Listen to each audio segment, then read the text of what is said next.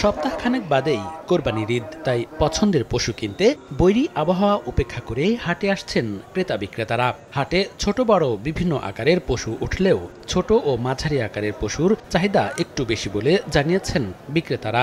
চাহিদা মতো পশু কিনতে পেরে খুশি ক্রেতারা। 200 কেজি ওজন গরুর দাম করে 25-28, 30 বেজে এলাম, লস হয়ে যাবে। দাম কম আমাকে পাত্তা হইতেছে না, যা খরচ পড়ছে এখন লস হয়ে যায়। দেশাল গরু হিসাবে এখানে পাওয়া যায় এবং দামও রিজনেবল, একদম ওইরকম আহামরি বেশি না, আবার যে কম ওইটাও না। সিসি ক্যামেরা লাগানো আছে এবং জাল টাকা শনাক্ত করার জন্য আমাদের যে 3টা কাউন্টার আছে এবং 3টা কাউন্টারে 3টে মেশিন বসানো আছে। প্রতারক চক্র, চাঁদাবাজি ও ছিনতাইকারীর কবল থেকে রক্ষায় পশুর হাটগুলোতে নিরাপত্তা ব্যবস্থা জোরদার করেছে প্রশাসন। আইন শৃঙ্খলা সম্পর্কিত কার্যক্রম বৃদ্ধি করেছি, বিশেষ করে হাইওয়েতে যাতে ডাকাতি না হতে পারে এজন্য আমরা চেকপয়েন্ট এবং বিশেষ টহলের ব্যবস্থা রেখেছি।